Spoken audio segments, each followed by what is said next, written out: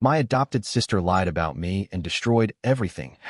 Years later, the truth came out, but it was already too late. I was Alex Monroe, 21 years old, when I finally realized what that title meant. The perfect son in a family that had long since shattered behind its polished surface. People looked at our house in Lexington and saw elegance. My mother, a respected professor at a local college with that dignified poise like she always had the answer tucked behind her smile. And my father, a lawyer with a corner office downtown who wore his reputation like a tailored suit. Our front yard was always immaculate, the hedges trimmed, the porch swept clean, the illusion intact. But I knew better. I lived behind that front door, and what I saw growing up was a different kind of pressure, the kind that didn't scream or throw things but settled in your bones and made you responsible for keeping everything from crumbling. When I was 11, everything changed. They brought home Amber. She was 5 years old, small, curious, her hair always tied up in these tight little braids that made her look like a porcelain doll. They adopted her like it was some grand charity gesture, like adding her to the family was proof that we were even better than good. Suddenly, she was the center of everything. My mom gushed over her drawings and taped them to the fridge like they were masterpieces. My dad, who'd barely ever asked about my grades before, started coming home with gifts for her. Just her. It wasn't that I hated her, I didn't. She was a kid. She didn't ask for any of this. But I was 11, old enough to understand the shift, even if I couldn't explain it. They called her their little princess. I became the soldier, the helper, the one who didn't need attention because I was so responsible. If Amber scraped her knee, it was me they called to bring her a Band-Aid. If my mom was grading papers late and my dad was still at the office, it was me helping her with her homework, even though I had a science project of my own due the next day. I stopped expecting birthdays to be about me. I stopped asking to go to the movies when I knew Amber was scared of loud sounds. I learned to make myself smaller, quieter, easier to manage. The reward was their praise, not affection, not warmth, just that constant reinforcement that I was doing the right thing. The good thing, that I was making things easier for them. When high school hit, I became obsessed with doing everything perfectly. Straight A's, captain of the swim team, tutoring on weekends. Not because I wanted to, but because somewhere along the line, I convinced myself that if I could just keep earning their approval, I could earn back their love. I know how pathetic that sounds, but when you're that young and that desperate, you'll do anything to feel seen again. Amber had tantrums. Amber got away with things I never could. Once, she screamed at my mom and told her she hated her. My mom cried and held her and told her she understood. The one time I raised my voice, my father didn't say a word, just stared at me until I felt about 2 inches tall, then grounded me for disrespect. By the time I got to college, I was so used to hiding how I felt, I barely even knew anymore. People thought I was confident, dependable, that I had my life together. And I let them believe that because the truth was ugly, I didn't know who I was without someone needing me to be something for them. Every time I visited home, Amber was older and more entitled. Her room was twice the size of mine, and when I suggested swapping since I was only there during breaks, my mom said, "She's still growing. You understand, don't you?" I did. I always understood. That was my role. No one ever asked what I needed. Not once. And I didn't know how to ask either, because asking felt selfish. Because asking meant admitting I wasn't okay, and I'd built my whole identity on pretending I was. I remember one Thanksgiving. Amber was crying because her phone broke, and I offered to lend her mine so she wouldn't ruin the holiday. My mom gave me this proud look like I'd done the most noble thing in the world. I smiled back, but inside, it felt like dying a little. That was the thing. They never hit me, never screamed, never did anything people would point to and say, "That's abuse." But they used me up like a resource, like something infinite, and never once stopped to see that I was emptying myself out just to keep the peace. Being the perfect son didn't mean I was loved more. It meant I was expected to carry more, to fix things, to never complain, to watch them adore someone else and pretend that was okay. And now, years later, people look at me and say, "You're so lucky. Your family is so successful." And I nod. I don't correct them. Because how do you explain that the most damaging thing your family did was praise you too much while loving you too little? Amber wasn't always like that. Or maybe she was, and I just refused to see it.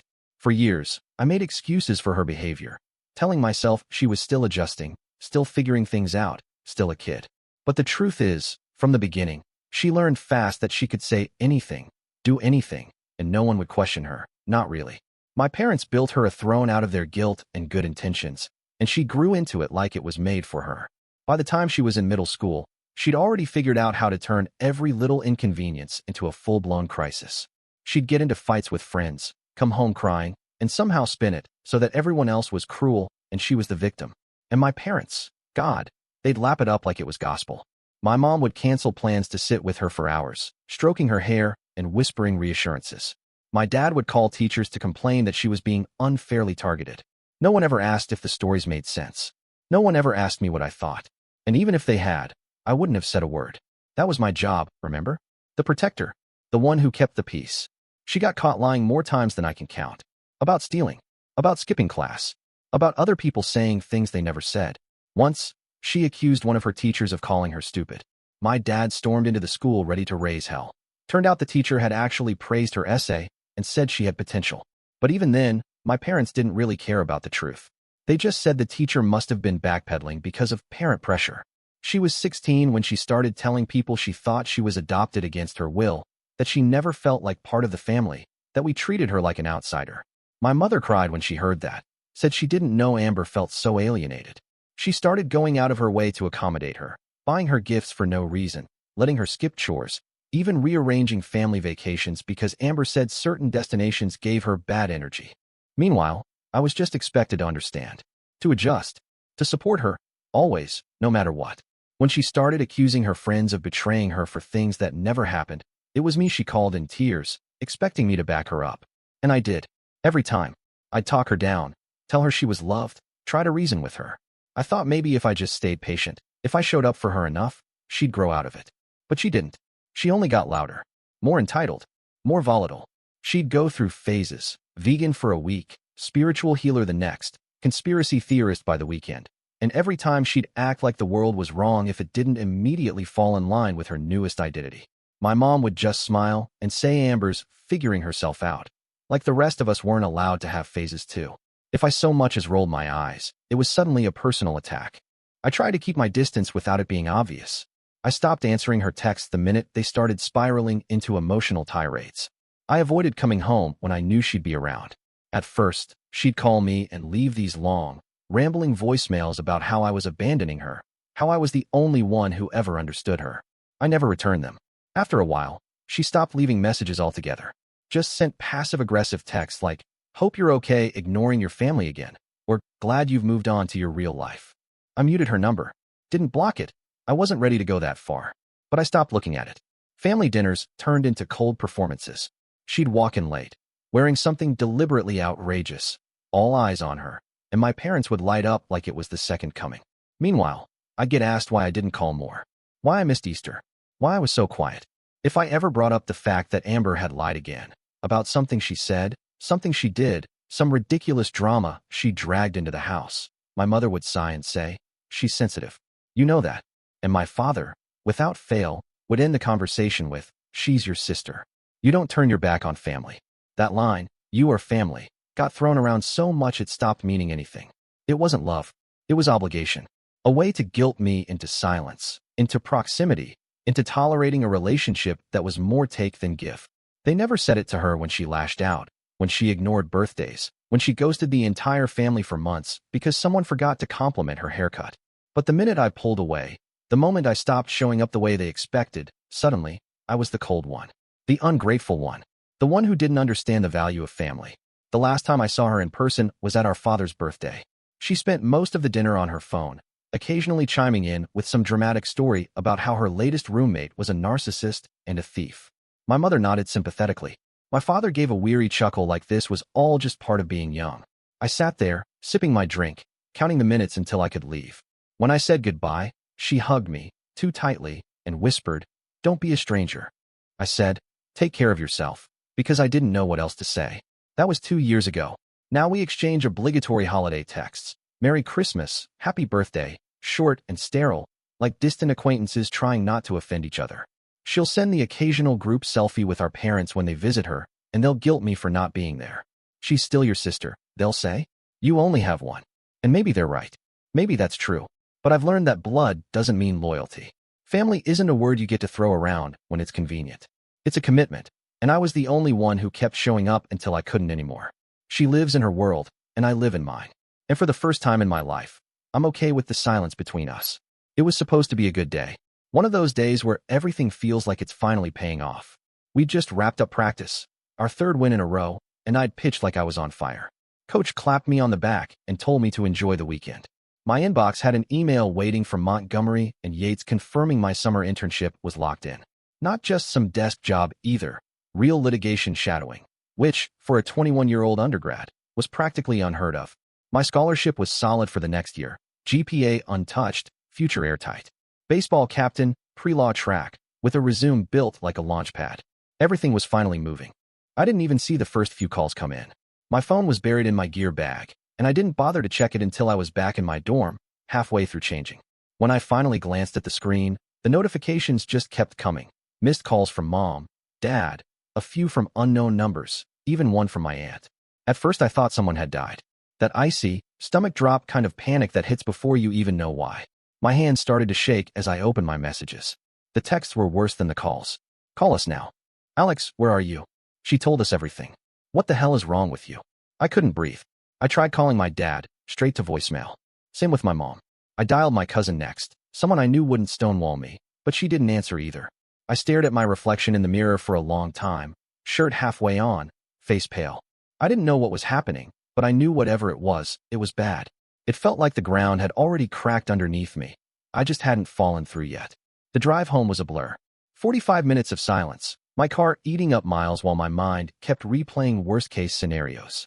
I thought maybe Amber had run away, gotten into trouble, something that pulled the family into a spiral.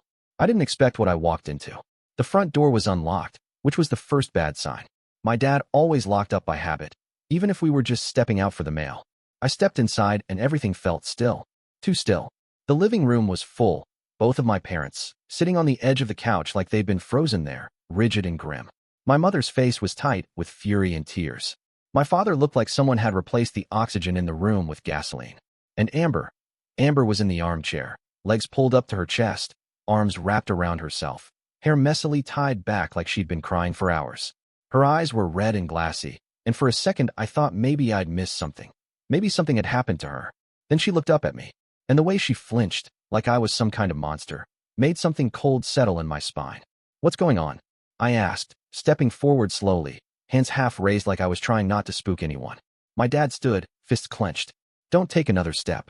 I froze, completely confused. Amber, my mother said softly, her voice shaking. Tell him. I turned to look at her, but she wouldn't meet my eyes. She just buried her face into her knees. I waited. My heartbeat thundered in my ears. And then, so quietly I almost didn't catch it, she said the words. He touched me. When I was 13. It didn't register at first. My brain rejected it outright. There was this moment of silence, this blankness, where I thought surely I'd misheard. Misunderstood. What? I said, barely managing the word. She sniffled, didn't look up. When you were home that summer, you came into my room. I didn't know what to do. The walls started closing in. No, I said immediately, shaking my head. No, Amber, that's not true. That never happened. My dad lunged forward, grabbing my collar with both hands and slamming me against the doorframe hard enough to knock the wind out of me. You son of a bitch, he growled, his face inches from mine. You touched your sister? I didn't. I choked out, gasping for breath. I swear to God, I never. Dad, you have to listen to me. But he wasn't listening. Neither of them were. My mother was sobbing now, rocking back and forth, as if something unspeakable had just been confirmed. And Amber, she still wouldn't look at me. Her shoulders trembled, her body curled into that chair like she was afraid I might come closer. I couldn't process it. I couldn't even move. I never touched her. I said again, louder this time, voice cracking. I don't know why she's saying this. I've never done anything like that. You know me. But they didn't. Not anymore. They looked at me like I was already guilty. Like I was something rotting in their house. Get out, my father said. Get out and don't come back. Dad, please, I begged. You know I would never. Get out. I stumbled backward, half falling through the door, my breath ragged, my hands shaking like I was standing on the edge of something that was about to collapse. I stared at them for a second longer. My parents, the same people who used to tell their friends I was the best thing they'd ever done. Amber, the girl I protected even when she lied, even when she screamed, even when she made everything about her. My sister. The door slammed shut. And just like that, it was all gone. The internship, the scholarship, the career path that had taken years to carve out. The image I had spent my whole life trying to uphold. Perfect, dependable, responsible, shattered in a single sentence. I stood on the front lawn of the house I'd grown up in, the same one I used to race my bike around, and realized I didn't belong there anymore. And maybe I never did. It didn't matter what I said.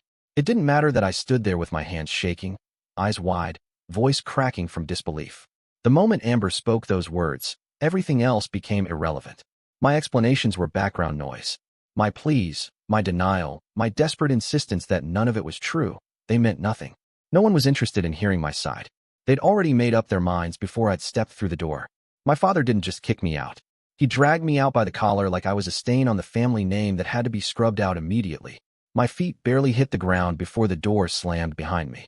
He didn't care where I would sleep that night. He didn't ask if I had my wallet, my phone, or my car keys. He didn't ask because he didn't care. He just shouted after me that if I ever tried to come back, he'd call the police. I didn't even know what I was being accused of, just the vague, sickening implication of Amber's lie. But it was enough for him to threaten prison without blinking.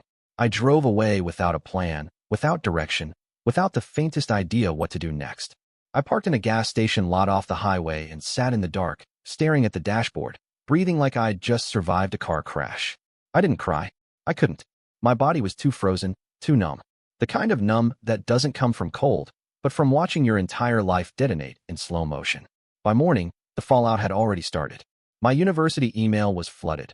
First a message from the dean's office requesting a meeting I knew I wouldn't walk away from. Then another from the scholarship board informing me my funding had been suspended pending further investigation. That phrase would follow me for weeks. Pending further investigation. No charges filed. No official complaint. But the shadow of it was enough to make every door slam shut before I could even knock. Coach didn't even bother with a call. I found out through the team group chat that my locker had been cleared out and my name taken off the roster.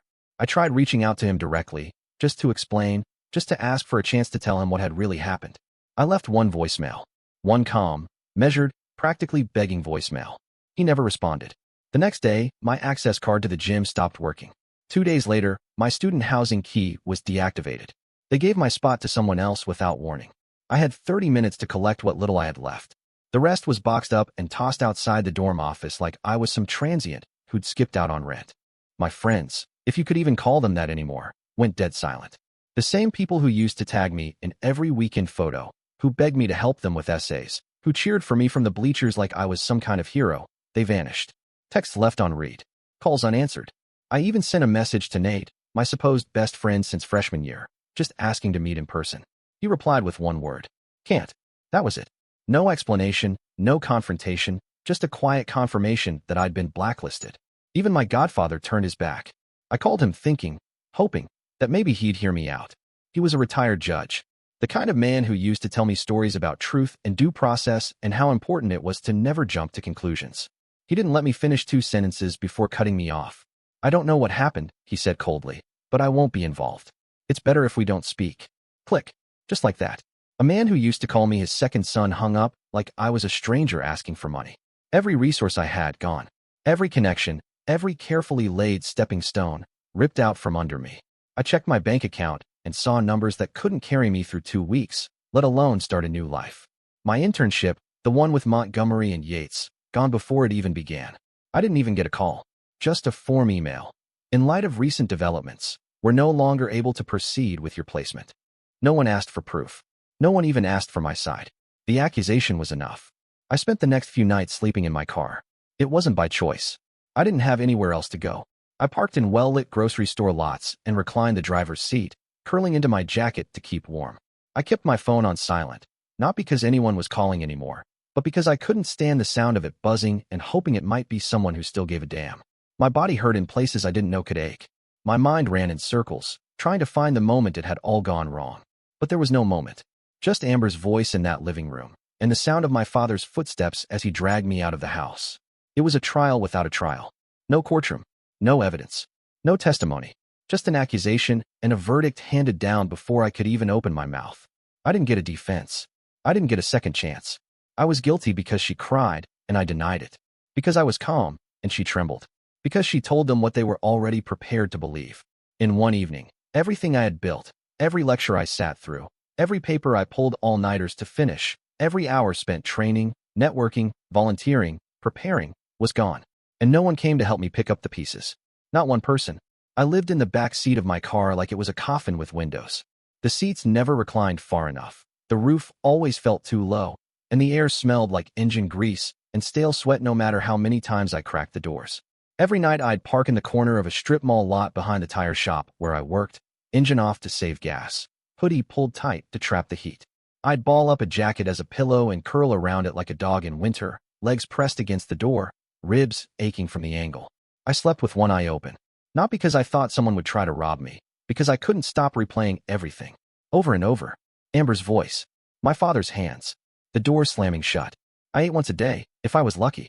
Mostly gas station food. Whatever was cheap and could pass for edible. Cup noodles. Day-old sandwiches. Discounted frozen burritos that I microwaved in the staff room after my shift ended at 4 a.m. Some nights I went without just to stretch what little money I had for gas. Gas was sacred. Gas meant heat. Gas meant I could drive away if someone knocked on the window and started asking questions. Gas meant I didn't have to walk through the streets where everyone already knew my face. The nights were the worst. Not just the cold, but the silence. That kind of silence that gnaws at you from the inside out. I'd lie there, staring up at the ceiling liner, tracing the stains above my head, breathing slow like I was trying to disappear. I didn't check social media anymore. I deleted everything. The notifications had stopped, but the damage was permanent. My name was ruined. My reputation wasn't just tarnished, it was rotted through. People recognized me. I didn't expect that. I thought I could fade into the background, blend in. But it was a small town, and word had spread like wildfire. First a whisper, then a headline in a local blog. Someone must have leaked the story, or at least the version they believed. I'd walk into a gas station, try to buy a cup of coffee, and the clerk would go stone-faced. I asked once if they took card, and he just stared at me, jaw tight, and said, "We don't serve people like you." Then he nodded toward the door. Another time, an old man spit at my feet outside a convenience store, called me a sick bastard. I didn't even react. I just walked away. I'd learned that arguing only made things worse. Eventually, I stopped going inside anywhere. I'd sit in the car until the lot emptied, then sneak to the back of the building and use the outdoor spigot to wash my face. I'd brush my teeth with bottled water, change my shirt in the back seat, and hang the dirty one on a wire I'd strung across the grab handles. I kept a plastic tub of clothes in the trunk, all of it cheap and worn thin. I stopped looking in mirrors. I didn't want to see who I'd become. I got the job at the tire shop through a guy who didn't ask questions. I think he knew. Everyone did. But he needed someone to haul tires and scrub floors, and I was cheap, quiet, and desperate. Nights only. No benefits. Paid in cash. I'd change tires until my hands bled, power wash the bays, empty trash bins that stank of oil and burnt rubber. My fingers stayed black no matter how hard I scrubbed them. The shop lights buzzed overhead like flies. I liked it that way, loud, mechanical, impersonal. The machines didn't care who I was. They didn't stare at me. They didn't flinch when I walked by. I stopped making eye contact with women entirely. Even the ones who were just passing through the lot or asking for directions. I'd look at my shoes, my hands, the ground. Anywhere but their faces. If I saw a mother walking with her kid, I'd cross the street. Didn't matter if I was late. Didn't matter if my feet hurt. I couldn't be near them. I was terrified that someone would think I was looking at them the wrong way. That someone would say something again. That another lie would spiral and bury me even deeper. The fear never left. It lived under my skin like a parasite. I didn't just avoid people. I avoided being seen. Some nights, I'd hear laughter from the houses across the street, see lights on through parted curtains, silhouettes at dinner tables, the dull flicker of TVs. It made my chest feel like it was being carved out with a spoon. I used to have that. Noise, warmth, people. Now even a passing glance from a stranger could crack me wide open. I started to believe it. Not the accusation, but the worthlessness. Like maybe I did deserve this. Like maybe I had been born for ruin, and I'd just fooled myself into thinking otherwise for 21 years. The shame was constant. Thick. It clung to me like sweat. I couldn't speak my name without flinching. I stopped calling myself Alex out loud. Started referring to myself as him when I thought about who I'd been before. I missed him. The version of me that still had a future. That believed hard work meant something. That thought love and loyalty weren't just pretty lies we tell each other to make betrayal hurt less. That guy was dead. And I was the ghost walking around in his skin, trying to survive in a world that no longer saw me as human. It started slowly, like most things do. A coworker at the shop handed me something during a break, said it would help me sleep, help me stop thinking. I didn't even ask what it was. I didn't care. That's the part that still haunts me. Not the drugs, not the withdrawals, not even the way my hands wouldn't stop shaking, but the part of me that had just stopped caring. My body had become a thing I dragged around behind me, and my mind was a house I didn't want to live in anymore. I didn't want peace. I wanted silence. 8 months of living in that car, eating out of vending machines, hiding from the world like a criminal, was already more than I could handle. But it wasn't the hunger or the cold that broke me. It was the guilt. Not guilt over what they said I did. I knew the truth. But guilt over how much I still missed them. Guilt that I wanted my family back even after they'd tossed me out like garbage. Guilt that some small, pathetic part of me still craved my mother's voice, my father's approval, Amber's smile. I hated myself for it. And hating yourself every single day does something to you. Eventually, you stop caring if you come back from it. The first time I used, I felt nothing. And that was everything. No memory. No fear. No faces. Just a blankness that wrapped itself around me like a blanket. I chased that nothing every night after. Whatever pills were offered, whatever lines someone had crushed in the back of the shop, whatever powder passed through greasy fingers in parking lots, I took it. Didn't ask questions. Didn't want answers. Didn't care where it came from. I just wanted it to pull me further away from myself. I stopped showing up to work regularly. Some nights I'd still clock in, scrub the bays, patch a tire or two. But mostly I drifted. Warehouse parties. Abandoned buildings. Broken down trailers with broken people who didn't ask questions and didn't care what my name used to mean. I let myself rot in corners. I let myself fade into whatever shadows would take me. I told myself I wasn't addicted. I told myself I could stop. But the truth is, I didn't want to stop. I wanted to sink. It was raining the night I collapsed. I don't remember what I took. I don't even remember walking into the warehouse. Someone found me face down in a pool of my own vomit, clothes soaked through, skin cold. I was barely breathing. I woke up to flashing red and blue lights bleeding through the cracked windows, paramedics yelling, something sharp digging into my neck. I couldn't move. I remember hearing someone say, overdose, another voice say, unresponsive, and a third, calm and distant, say, not criminal. Psychiatric hold. That's when I blacked out again. When I woke up, the lights were too bright, and the room smelled like antiseptic and wet plastic. My wrists were strapped to the bed. There was a nurse standing by the door, and a monitor chirping quietly beside my head. I tried to sit up and couldn't. My mouth was dry and my tongue felt like sandpaper. I asked where I was. The nurse just looked at me and said, "You're in the psychiatric unit. You were brought in for a 5150. Try to stay calm." 14 days. 14 days in that fluorescent tomb. It was the longest, most terrifying stretch of time I've ever lived through. No windows that opened. Cameras in every corner. Group therapy at 8 a.m. sharp. Meds at 9. Silence from 10 to 12. A routine so tight it wrapped around your throat. The staff spoke in tones like they were handling explosives. I kept my head down. I didn't speak unless spoken to. Every time the door opened, I braced for someone from my old life to walk in and see me like that, stripped down to hospital scrubs, medicated into quiet compliance, eyes hollowed out from withdrawal and shame. There were others in there worse off than me. Some screaming at walls, some pacing endlessly, some so drugged they couldn't form sentences. I didn't judge them. I didn't flinch. I was one of them now. A ghost with a file. Another case number in a locked ward. I saw the way the nurses looked at me. Like they knew I wasn't violent. But I was dangerous in some invisible, unspoken way. I could see it in their faces. They didn't believe the story I'd told during intake. They didn't have to. My chart said enough. The nights were the hardest. Lying in that stiff bed, the walls too white, the mattress too thin, listening to the hum of the vents and the occasional outburst down the hall. I didn't dream. I didn't sleep. I just stared at the ceiling, counting the cracks in the tiles, trying to remember what it felt like to be human. When the psychiatrist finally cleared me for release, he didn't look me in the eye. He asked if I had somewhere to go. I lied and said yes. He asked if I was going to hurt myself. I lied again. They made me sign a form saying I understood the risks of checking out AMA if I didn't have a plan. I signed it without reading. What were they going to do? Call my family? They gave me a plastic bag with my clothes and a small packet of discharge instructions I threw out in the lobby trash. My shoes didn't fit anymore. My laces were gone. I walked out the sliding doors and into a world that had forgotten me. The air outside tasted wrong. I didn't know what time it was, what day it was, or where I was supposed to go. All I knew was that the person I had been 8 months earlier, the son, the athlete, the honor student, the careful planner with a 5-year roadmap, he was gone. And all that was left was a boy with no name, no family, and nothing but the memory of what it felt like to be believed. I met Greg at the shelter 2 days after they released me from the hospital. I was standing in line for a paper plate of powdered eggs and something that used to be sausage when he walked past, pausing just long enough to glance down at me. He didn't say much at first, just a nod, a second look, and then kept moving. I didn't think anything of it. I didn't have the energy to care who looked at me or how. My body was still shaking from withdrawal, and my thoughts felt like loose wires sparking in an empty room.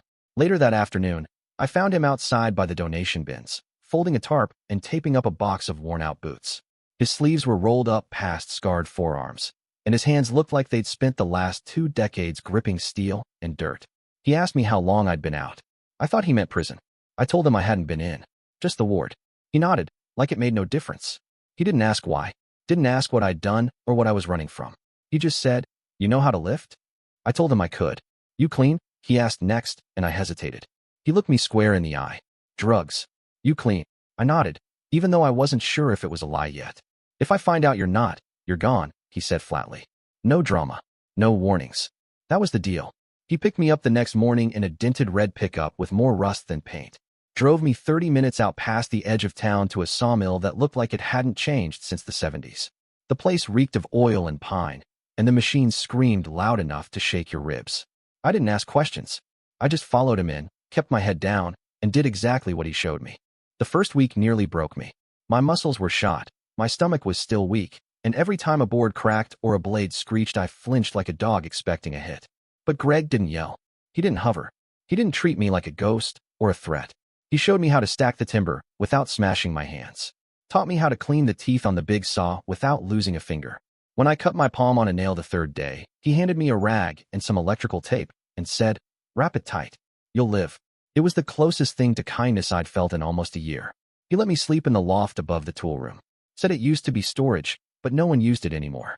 There was an old mattress on the floor, a thin wool blanket, and a space heater that rattled when it worked. I would have slept on nails if it meant not waking up in the back seat of my car or under a bridge. He didn't ask for rent, just that I show up, stay clean, and shut the hell up when he needed quiet. Every morning started before dawn. Coffee that tasted like asphalt.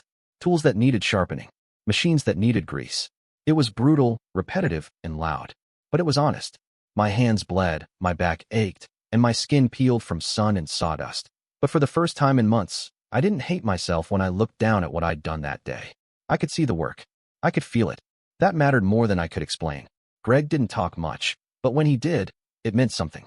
He told me about the war, about how silence could be louder than gunfire, about how coming home doesn't always mean you're back. He never gave me speeches, never tried to save me, but he saw me, not as the accusation, or the addict, or the body in the warehouse, just as a man who was trying not to disappear. I started to sleep through the night again. I started to eat regular meals. I started to remember what it felt like to have time pass without fear. There were still bad days, days where I caught a look in someone's eyes and heard Amber's voice in my head. Days where I saw a mother pull her child closer when I walked into the gas station and had to leave before I puked. But the noise in my head started to quiet. Not vanish, just quiet. Just enough that I could hear myself think. And in that quiet, I started to find pieces of the person I used to be. Not the perfect son, not the scholarship student, just a man with scarred hands, learning how to stack lumber straight and keep a promise he hadn't known he was capable of keeping. No drugs. That was the only rule. And somehow, that single line in the sand became the foundation for everything I started to build again. It happened on a Sunday afternoon in early spring, the kind of day that was too warm for a jacket, but not quite comfortable without one. I'd just finished loading some scrap into Greg's truck when I decided to stop by a farmer's market on the edge of town. I didn't go into places often unless I had to, but this one was open air, busy enough to blend into, quiet enough that nobody really paid attention. I figured I'd grab a loaf of bread and disappear before the anxiety could catch up with me. I was standing by the honey stall when I heard someone say my name. Not the usual sharp, judgmental way people said it when they recognized me from old headlines or whispered stories, but soft, familiar. I turned and saw her. Not Amber, but Riley. I hadn't seen her since college. Back before everything collapsed. Back when we were together for almost a year, when she used to wear my hoodie on campus and talk about law school like it was a promise carved in stone. Her hair was shorter now, her expression older, worn in the way people get when life teaches them how to look for exits in every room. She hesitated, but then she stepped forward. "Alex," she said again, slower this time. "It's really you."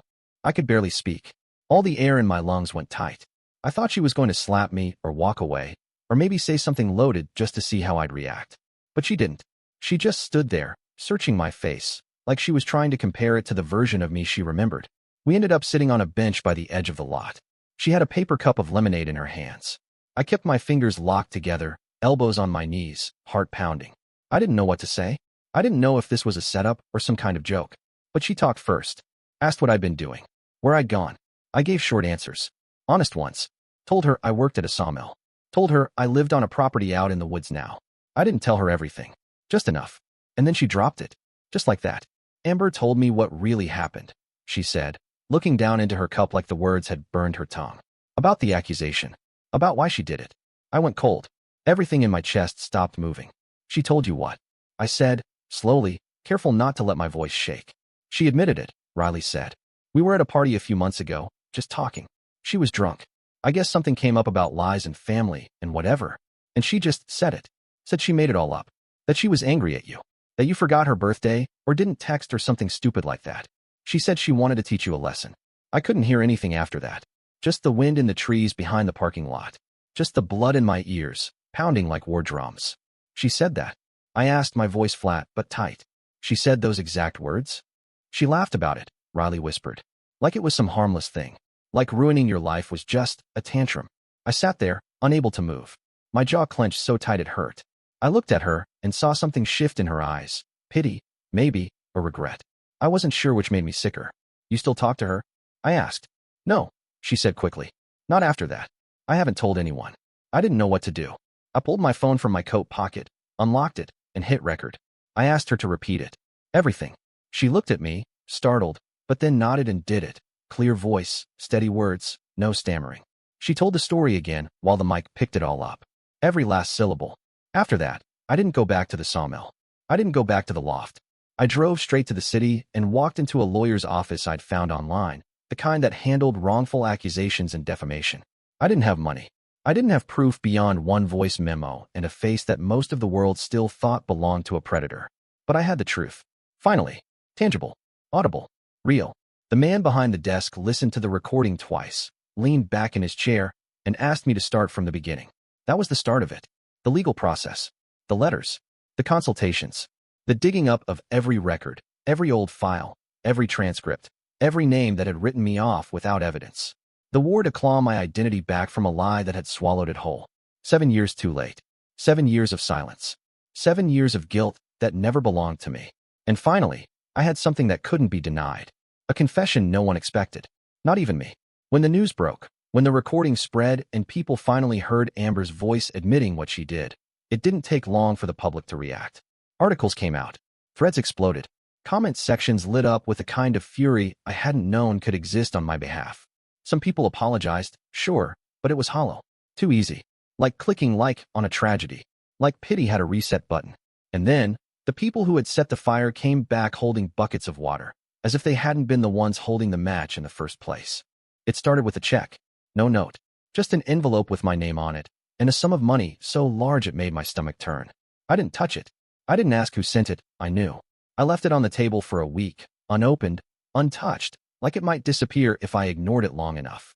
Then I mailed it back. A week later came the email. My father's name in the sender line. A formal subject line like we were strangers, request to meet. The message was carefully worded.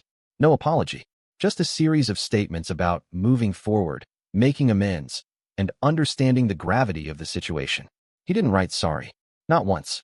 He asked for a conversation, for a chance to explain, to clear the air. Then came my mother's message. Hers was different. Short. Almost desperate. Please let us talk to you. Please let us see you. She included a photo, me as a child, sitting between them on Christmas morning, grinning in striped pajamas. I didn't remember that moment. I didn't want to. And finally, Amber. She sent a video message. Shaky hands, tear-streaked face, voice trembling in the way she always knew would earn sympathy. She didn't deny anything. Not anymore. She said she was sorry. She said she was only a child when she lied. That she didn't understand what it would become. That she didn't mean for it to get so out of control. That she never imagined I would end up in a hospital, on the street, addicted, hated, forgotten. She cried. She begged. She said, please don't hate me forever. I didn't respond. I didn't even watch the entire video. I closed my laptop, sat still for an hour, and listened to the silence press against the walls of the small apartment I now called home. I didn't cry. I didn't scream. I didn't feel anything at all. Because what they killed wasn't just my career, my education, or the future I had mapped out with such naive precision. It wasn't just the loss of reputation, or friends, or housing, or income. What they destroyed was deeper than that. They killed the version of me that believed in love, in safety, in family. They murdered my personality.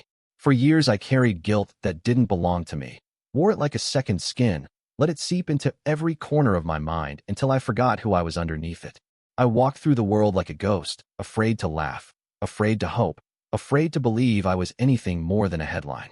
And now, when the truth had surfaced, too late, far too late, they thought money or meetings or tears could stitch together what they had so eagerly torn apart.